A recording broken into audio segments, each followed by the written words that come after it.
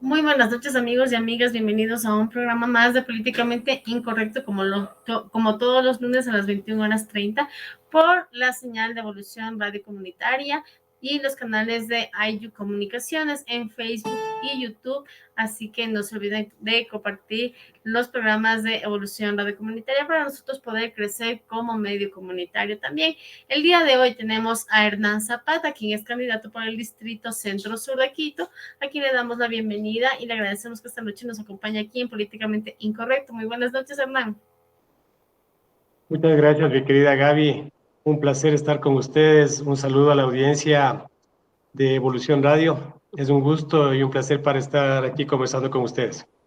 Muchísimas gracias a ti, Hernán, y por recordarles nuevamente a ustedes, amigos y amigas, que nos pueden ayudar compartiendo la transmisión de este programa y que pueden ver en la transmisión de este programa y de otros programas más a través de los canales de Facebook y de YouTube de Evolución Radio Comunitaria y IU Comunicaciones para nosotros poder crecer como medio de comunicación comunitaria. Así también nos ayudan con sus comentarios, sus sugerencias y sus preguntas para poderlas realizar a nuestros invitados y así también poder interactuar con ustedes y llegar a más.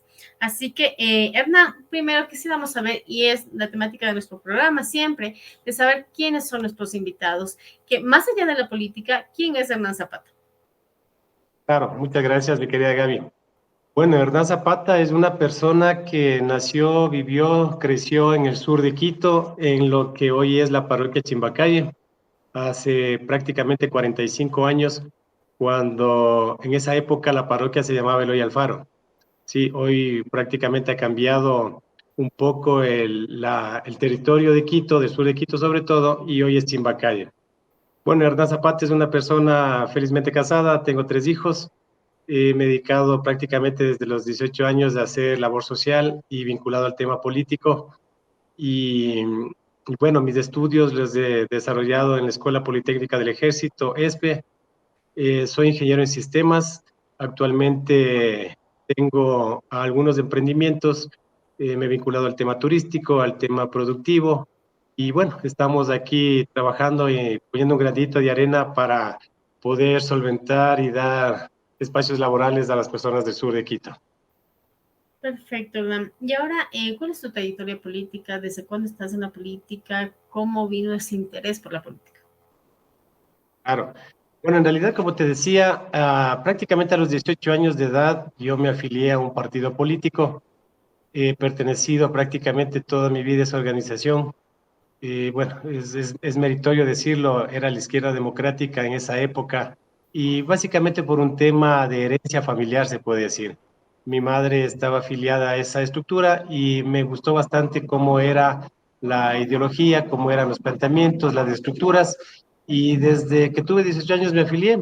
No me he vuelto a afiliar a ningún partido político en adelante, prácticamente hasta que se hizo la refundación de las organizaciones políticas, y de ahí hemos desarrollado una actividad, prácticamente una política pública.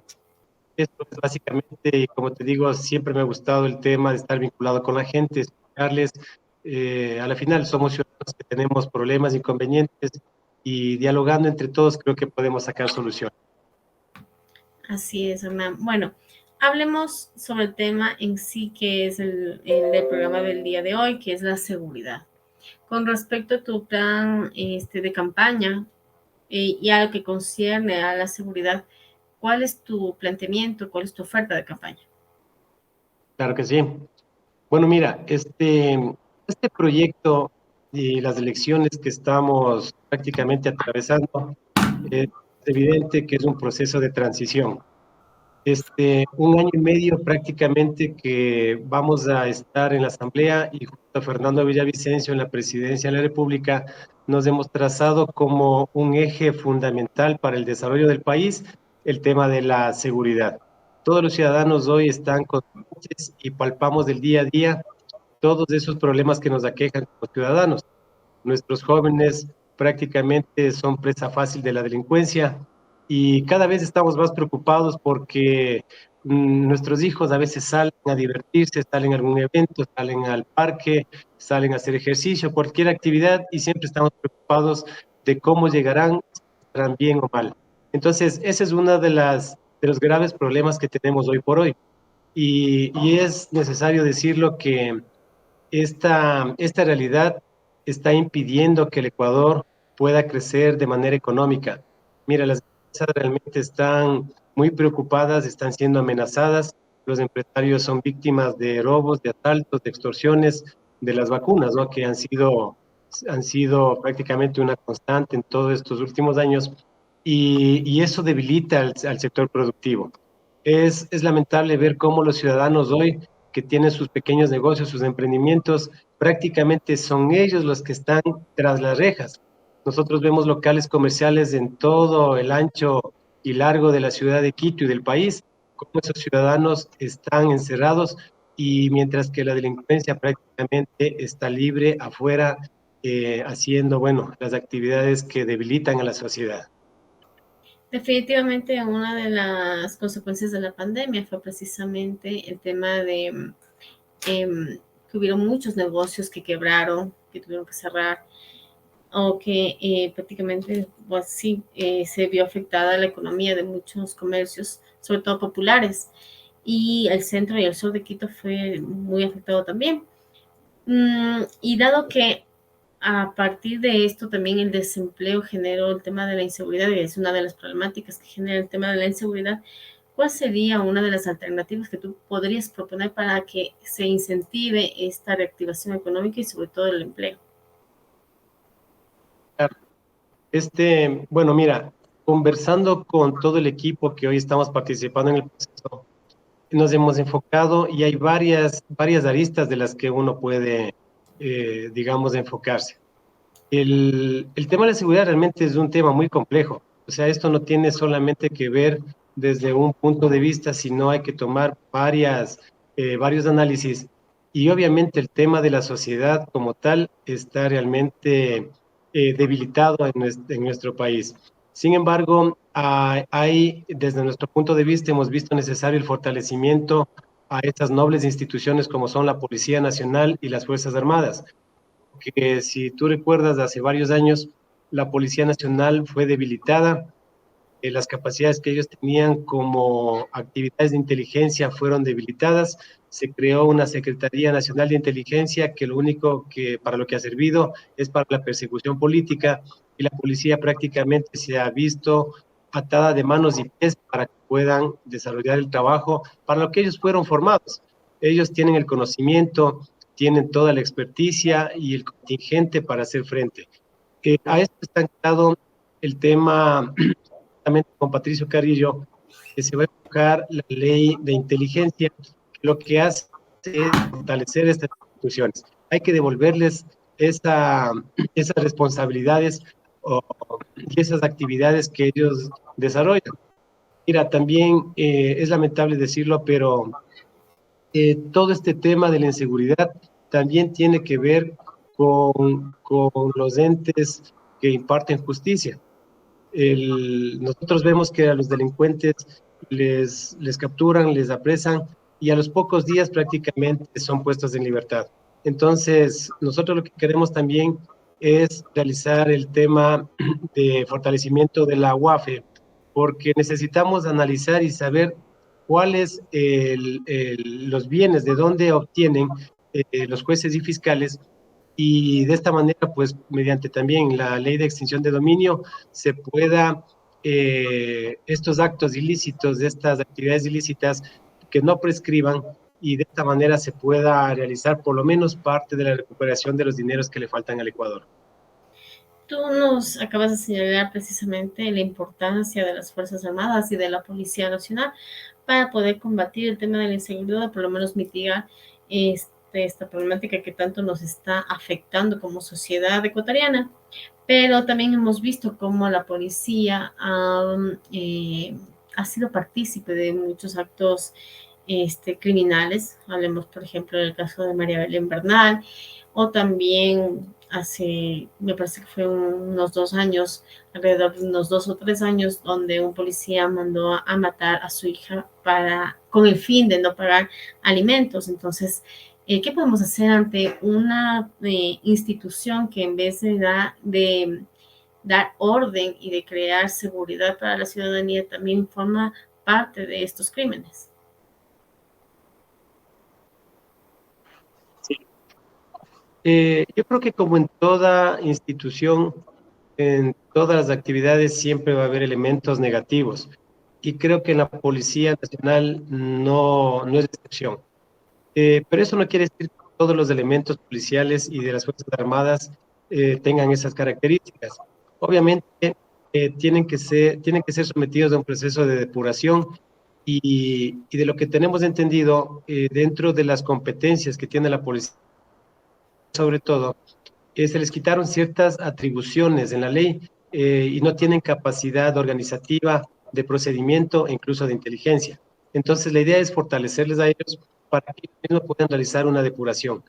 Los métodos en los que ellos están inmersos en su disciplina, claro, tienen que ser sometidos a esa instancia, pero también eso no quita que ellos puedan, digamos, ser señalados con la ley normal, ¿no? La ley que nos ampara a todos los ciudadanos.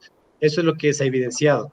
Sin embargo, yo creo que la Policía Nacional como entidad, lo dije antes, una noble institución, tenemos que confiar en ellos. Son los llamados a protegernos, a hacer la labor para la cual fueron preparados, y yo creo que debemos poner un voto de confianza y sobre todo fortalecerles. La ciudadanía no está de lado en esta actividad. El código de convivencia, por ejemplo, es algo muy necesario, donde que la ciudadanía tiene que vincularse a este proceso de seguridad. No estamos alejados de esa realidad, pero tampoco es la solución en la manera de pensar muy personal. No creo que la solución sea armar a la ciudadanía para hacer frente a la delincuencia, sino más bien hay que desarmar a la delincuencia. Creo que por ahí es la salida, pero como te dije antes, lamentablemente la sociedad ecuatoriana está siendo, eh, cada vez está debilitándose más, y ahí se necesita un conjunto de acciones por parte de los gobiernos, en educación, en educación, en el fortalecimiento de ese núcleo de la sociedad, que es la familia, y es donde que las autoridades se han olvidado de esa labor fundamental que es gobernar. Como bien te decía antes, una de las causas principales de la inseguridad, pues por una parte es el desempleo, esta falta de oportunidades laborales que sobre todo viven los jóvenes y que también han sido víctimas de esta flexibilización laboral que ha venido siendo una constante dentro de la oferta laboral que se ha podido ver aquí en el Ecuador a partir de la mal llamada ley humanitaria. Pero ¿qué propondrías tú con respecto a una reforma laboral para que precisamente haya más oportunidades laborales, pero sobre todo que se respeten estos derechos laborales, que en los últimos años más bien ha habido un retroceso en el tema de estos derechos? Claro, tú lo has dicho con toda claridad. Yo creo que a raíz de la pandemia, el mundo entero prácticamente fue afectado en este sentido, con la pérdida de espacios laborales para las personas. Yo creo que ese tema de la flexibilización todavía es necesario. Si bien es cierto, de alguna manera poco se pueden restringir derechos, sin embargo, la estabilidad laboral que deben tener las empresas todavía están queriendo salir de ese hueco profundo que nos dejó la pandemia. Es por eso que jóvenes, sobre todo los jóvenes, no han tenido oportunidad para ingresar a ocupar espacios laborales. Nosotros estamos enfocados muy claramente con la juventud, y justamente uno de los planteamientos es que las empresas privadas de alguna manera se puedan ver beneficiadas con una disminución a su impuesto a la renta, a cambio de que ellos den las facilidades para que los jóvenes, en general, los que estudian o no estudian, ellos puedan adquirir experiencia, que eso es lo que necesita. Un joven, cuando se presenta a una entrevista laboral, lo primero que le ven es que no tiene experiencia. Y claro, cómo va a tener experiencia? No se le ha dado la oportunidad. Entonces, nosotros lo que queremos es incentivar esa realidad y claro, no estamos dejando de lado a las personas adultas que de alguna manera tienen cierta estabilidad y otros casos que les hace falta el tema de estos espacios. Pero como te dije antes, todavía estamos saliendo de esta etapa de la pandemia, en donde incluso hay personas que, por ejemplo, se han visto afectadas cuando ellos adquirieron antes de la pandemia ciertos bienes para que puedan desarrollar sus actividades productivas y hoy tienen esos créditos que no han podido pagar, prácticamente se han duplicado, se han triplicado y no tienen cómo sustentarlo. Es extraño, por ejemplo, decirlo que mientras que las entidades financieras en el último año, sobre todo, han registrado altos niveles de utilidad. Entonces, uno de los planteamientos podría ser también de que las entidades financieras por lo menos les alivianen en el tema de multas, de intereses y de cargos para aliviar a estas personas que no han podido salir de esta grave crisis que fue la pandemia. Algo que es realmente preocupante que posiblemente no se piense mucho, no se analice mucho o tal vez no se le dé la importancia que merece es el tema de la delincuencia juvenil y cómo incluso desde niños se les está reclutando en provincias como Guayas y Esmeraldas donde hay mayor criminalidad, cómo se les recluta desde niños a que empiecen ya su trayectoria dentro de la delincuencia y también pues dentro del sicariato. ¿Qué hacer con respecto a esto? ¿Cómo poder solucionar en algo esta problemática? Porque entendemos que al ser ya una problemática social, pues ya requiere de un poco más de tiempo. Pero ¿qué propondrías tú dentro de la asamblea para que esto pues empiece ya a disminuir esta delincuencia juvenil y sobre todo que se proteja a los niños que precisamente es pues la prioridad dentro de la sociedad? Exactamente. A ver, uno de los graves problemas es que vivimos una realidad mundial. El tema de las drogas, lamentablemente, no creo que sea un tema que se solucione en un año, ni tampoco en un periodo a mediano plazo. Es una realidad con la que estamos viviendo. Y yo creo que uno de los principales aportes que podríamos no tener es el ocio, porque hay jóvenes que no han podido ingresar a la universidad pública ni tampoco a la universidad privada, porque los costos son extremadamente altos y están en la desocupación. Entonces esos jóvenes son presa fácil de la delincuencia y de estas organizaciones que se dedican a estas actividades ilícitas. Sin embargo, nosotros estamos enfocados en llevar la extensión de la Universidad Central al sur de Quito, carreras técnicas. Lo que queremos promover es que los jóvenes tengan esa ocupación, vean en educación. Aparte de eso, tú hablabas del tema de la incorporación de esta juventud hacia estas organizaciones y nosotros lo que queremos es devolverle a la ciudadanía y al país la Secretaría Técnica de Drogas, cuya labor fundamental es la prevención. Si nosotros estamos viviendo en un ambiente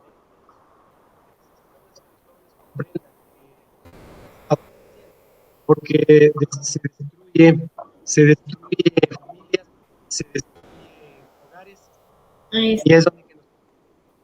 Sí, se está intercortando un poco, no sé si a lo mejor se está tapando el micrófono, no sé si lo puedes revisar tal vez.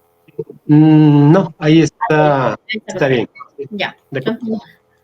Entonces, mediante la Secretaría Técnica de Drogas, decía que queremos devolverle, porque eso en el gobierno de Lenín Moreno, justamente en la vicepresidencia de Otto Sonnes-Holner, fue eliminada prácticamente con un decreto ejecutivo esta ley, y eso es algo ilegal. Entonces, lo que se pretende es que por lo menos una materia de prevención sea incorporada en la malla curricular de las universidades y también de los colegios, porque la prevención es el mejor camino que podemos tener. La prevención sale mucho más económico que la corrección.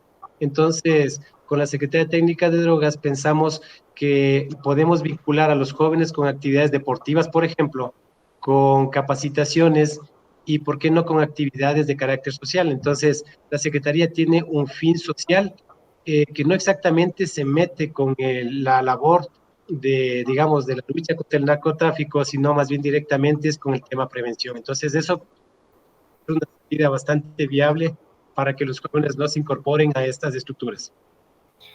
Perfecto, Ana. Vamos a ir a un pequeño corte, así que amigos y amigas, no se muevan, regresamos en Políticamente Incorrecto a seguir hablando con Hernán Zapata, quien es candidato por el Distrito Centro Sur, y seguimos hablando sobre la seguridad y sobre otros temas más importantes.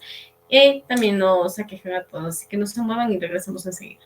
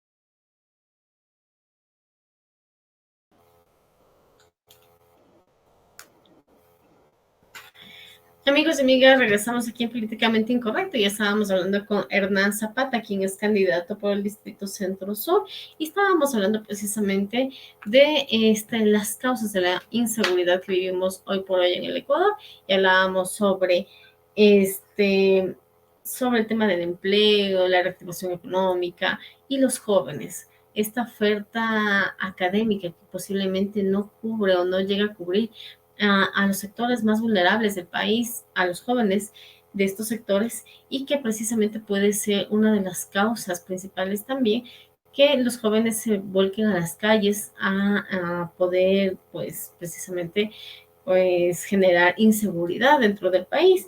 ¿Qué propondrías tú o qué has visto tú dentro de la campaña que estás llevando? A lo mejor has podido ver más necesidades que puedan ser sustentadas a los jóvenes. Sí, miren, los recorridos que hacemos, los jóvenes están bastante preocupados de la situación actual. Ellos no están aislados de lo que está sucediendo en el país. Nos han manifestado en múltiples sectores y justamente nos han comentado que ellos no pueden ingresar a la universidad pública por las distintas actividades y decisiones que han tenido los gobiernos. Entonces, como te decía antes, la propuesta de llevar la Universidad Técnica del Sur con carreras prácticamente cortas, puede ser temas de mecánica, de electricidad, automotriz, etcétera. Creemos que eso les va a beneficiar. En años pasados fue eliminada prácticamente, por ejemplo, el bachillerato técnico.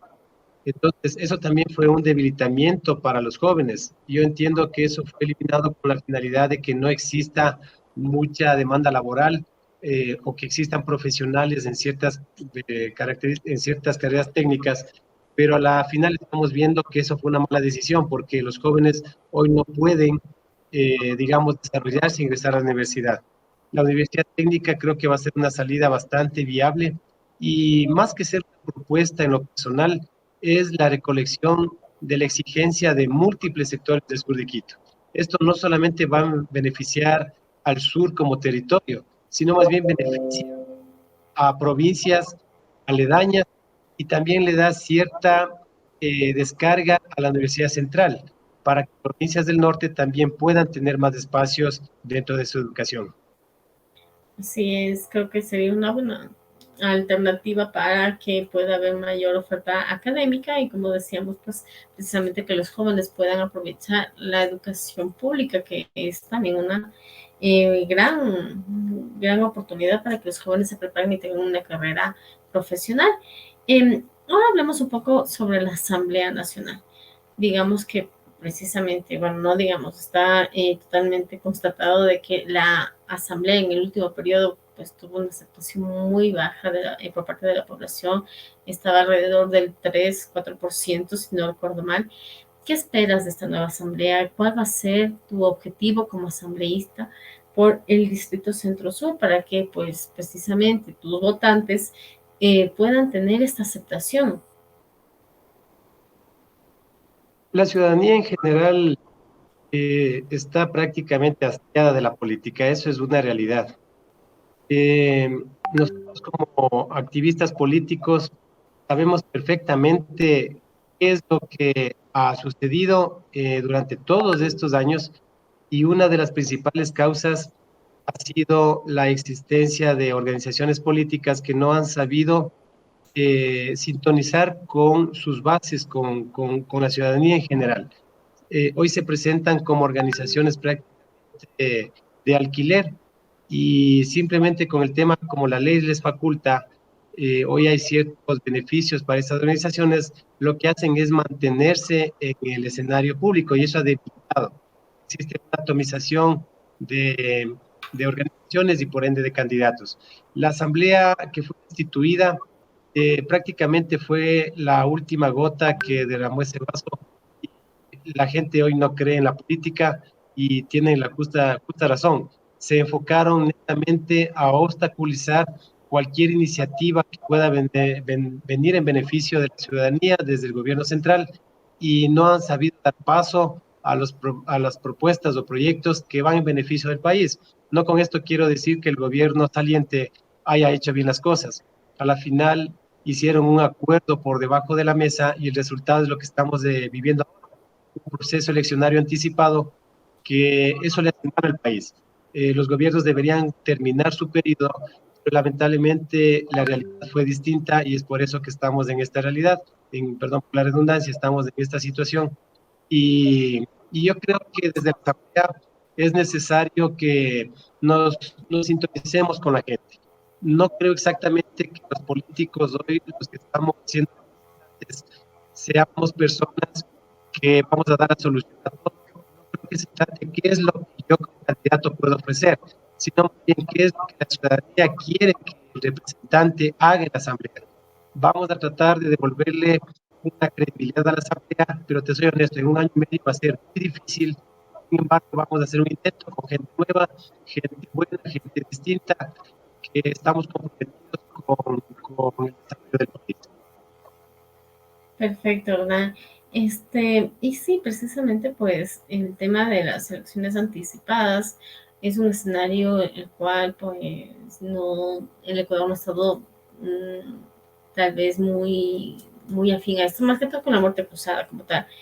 Pero pues entonces estaríamos entendiendo de tu parte que aparte de tener la oportunidad de poder representar el Distrito Centro Sur, esta sería una gran opción que tuvo el país, una gran oportunidad que tiene el país para poder salir por la vía democrática hacia unas nuevas elecciones. O sea, fue el mejor panorama que pudo vivir el país, el escenario de la muerte cruzada.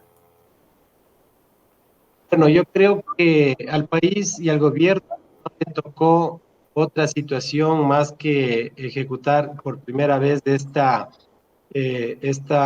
realidad que existe en la Constitución. Realmente no creo que fue la mejor decisión.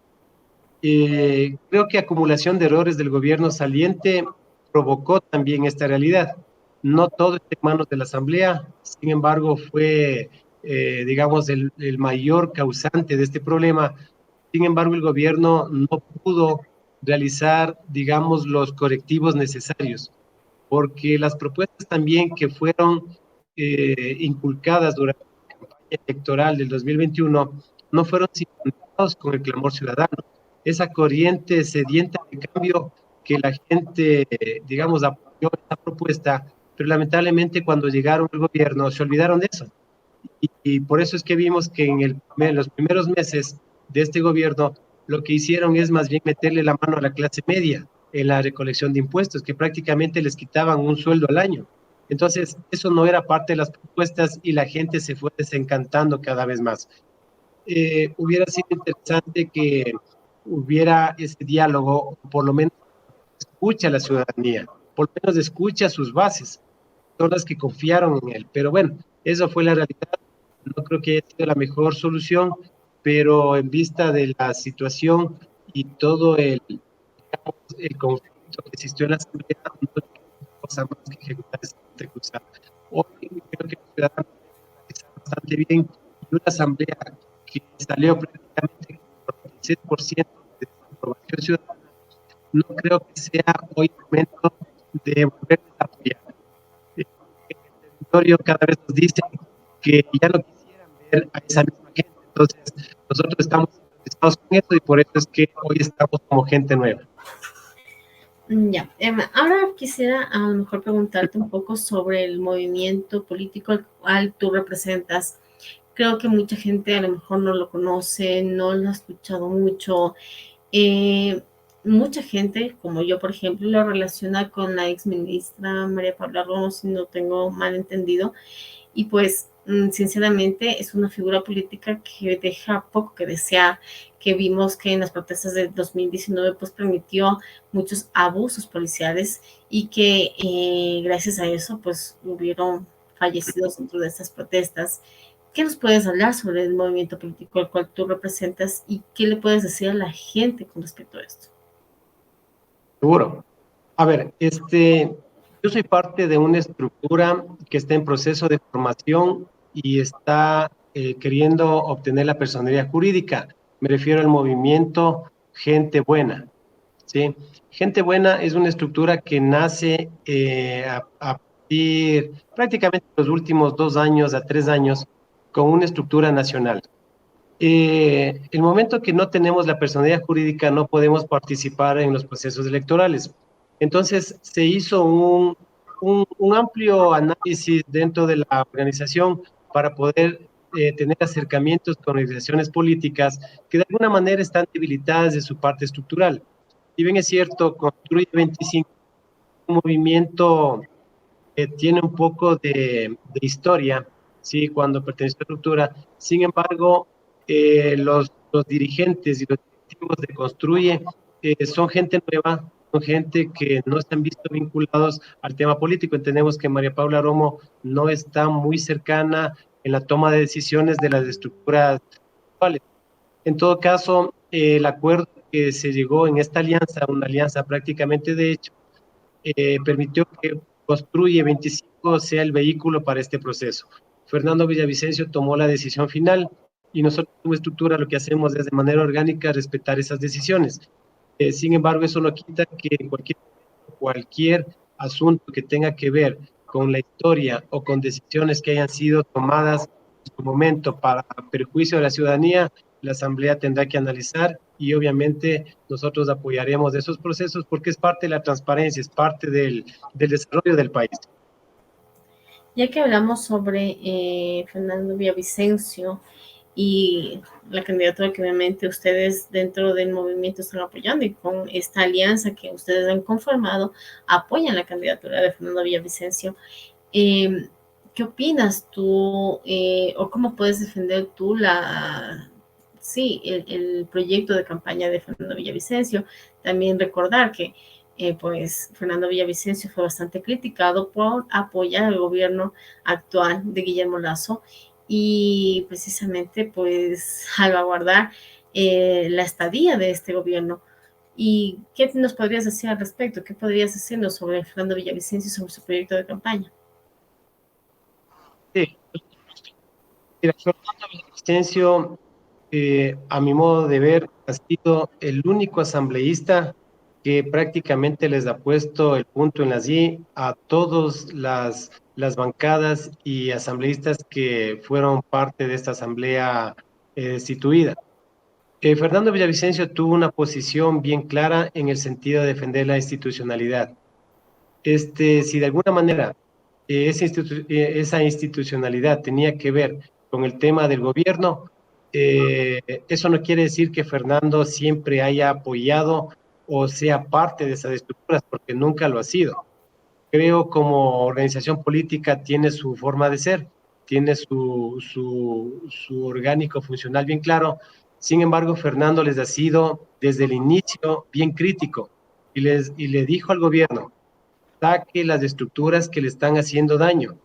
Usted está co-gobernando con las estructuras que han pasado prácticamente los 14 años que anteceden a este gobierno y este gobierno no lo hizo caso. Fernando se centró en la institucionalidad y también lo que él ha sido bien claro es que, y les dijo de manera directa, usted, señor presidente, ha alimentado cuervos y ahora le están sacando los ojos. Eso fue las expresiones y entiendo que hubo un distanciamiento bien fuerte desde la Asamblea, incluso en la comisión que Fernando lideraba, la comisión de fiscalización, tuvo serios, digamos, roces con las bancadas de gobierno, porque también ellos hacían, digamos, una línea política que no le permitía a Fernando avanzar en las propuestas. Entonces, Fernando siempre ha sido bien crítico, bien firme en su posición, pero jamás ha estado vinculado al gobierno. Bueno, yo recuerdo ciertos actos o actuaciones que fueron bastante cuestionables dentro de, por ejemplo, la comisión en la que presidía Fernando Villavicencio con respecto a poder pues crear alianzas con el gobierno y poder salvar al gobierno, como decíamos, de Lazo, pero en fin. Quisiéramos también saber cuál es el punto fundamental dentro de tu propuesta de campaña, cuál es el eje fundamental de tu propuesta de campaña. Hemos hablado de la seguridad, pero a lo mejor hay un punto más estratégico dentro de tu propuesta. Perdón, no te escuché muy bien. ¿Me repites, por favor? Queríamos saber cuál es tu eje principal dentro de tu propuesta de campaña, más allá de la seguridad que ya hemos hablado. Sí, justamente, bueno, yo le he hecho mucha énfasis al tema de la juventud, queremos apoyarles a ellos. Este, hay varias propuestas que tienen que ver con esos sectores, pero vuelvo a decir, el tema de la seguridad creo que va a ser el eje transversal hoy por hoy para que el país pueda salir adelante. Hay iniciativas también que vienen ancladas al tema productivo, sobre todo el agro. Tenemos digamos, líderes, dirigentes, que ellos le ven con buenos ojos a un proyecto eh, junto a Fernando Villavicencio para poder activar la economía. Eh, lo que sí, soy claro, un año y medio creo que va a ser muy difícil para solucionar todos los aspectos. Tenemos varias, digamos, propuestas que nos han hecho llegar, por ejemplo, el tema de las personas con capacidades diferentes. Tenemos propuestas que también tienen que ver con el tema de la seguridad social. Tienen que ver propuestas, por ejemplo, con el tema de la salud, de la falta de medicina en los hospitales. Entonces, hay varias cosas que el país realmente necesita. Nosotros hemos trazado como meta tratar de en conjunto con los asambleístas que lleguemos a ser parte de esta alianza para trabajar en conjunto en todos los temas de seguridad que tiene que ver con la seguridad alimentaria, seguridad ambiental. Bueno, son varias actividades realmente, pero como vuelvo a repetirte, creo que es muy difícil que en un año y medio podamos solucionar todos los problemas. Hay que ser bastante claros, directos, y la ciudadanía no se sienta tampoco engañada, porque sería algo demagógico decir que vamos a solucionar todos los problemas. Definitivamente es un reto bastante importante que tienen los nuevos legisladores que tomarán posesión, pero pues la ciudadanía tiene bastante confianza, más que todo por el tema de la seguridad que hemos hablado, para poder ir solucionando esta problemática social que nos está, definitivamente nos está atacando de manera bastante agresiva. Para terminar la entrevista, Hernán Zapata, quisiéramos pues saber qué es lo que le dices a la gente, qué es lo que le podrías decir tú a tus votantes del Distrito Centro Sur para que puedan elegir a Hernán Zapata en la papeleta el día 20 de agosto.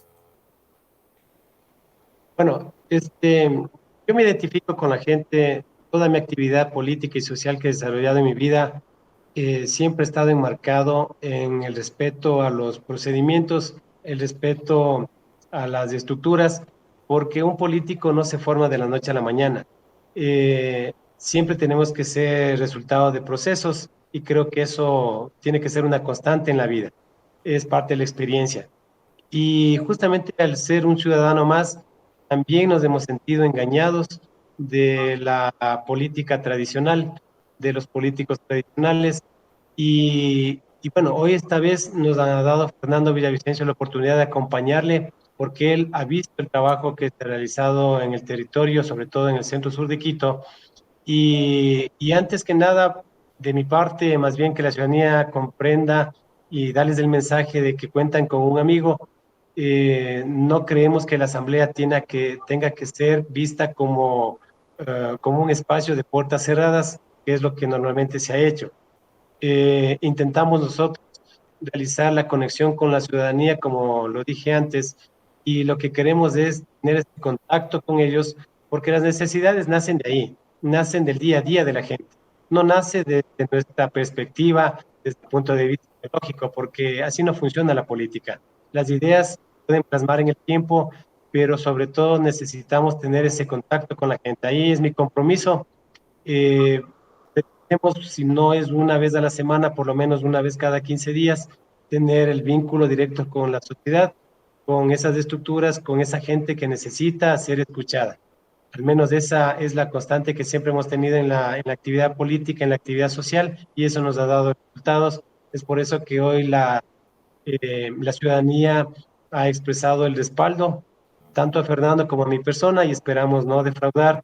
Creemos que no nos vamos a confundir en el camino porque la política no termina, la política avanza y hoy estamos nosotros aquí, mañana serán ustedes, mañana serán cualquier ciudadano, los jóvenes que es el futuro y el presente de este país. Entonces nosotros les vamos a empujar también para que se vinculen a la actividad política y no se sientan aislados, porque las decisiones las construimos todos. Así es, Emma. Bueno, te agradezco que esta noche nos hayas acompañado aquí en Políticamente Incorrecto y agradecerte y esperamos que haya sido de tu agrado la entrevista. No sé si quieres decirles algo más a nuestros amigos y amigas que te están viendo. Muchas gracias, Gabriela, y por este espacio, esta oportunidad.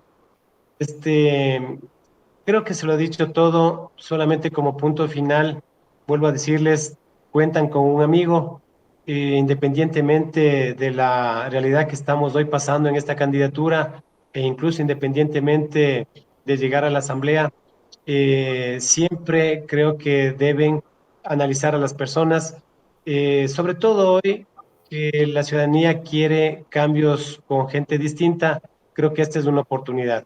Tratemos de, si la asamblea destituida fue justamente echada por sus accionarios, por lo menos tratemos de actuar con conciencia y no volvamos a votar por ellos. Muchísimas gracias nuevamente, Hernán. Hemos hablado esta noche en Políticamente Incorrecto con Hernán Zapata, quien es candidato del Distrito Centro Sur.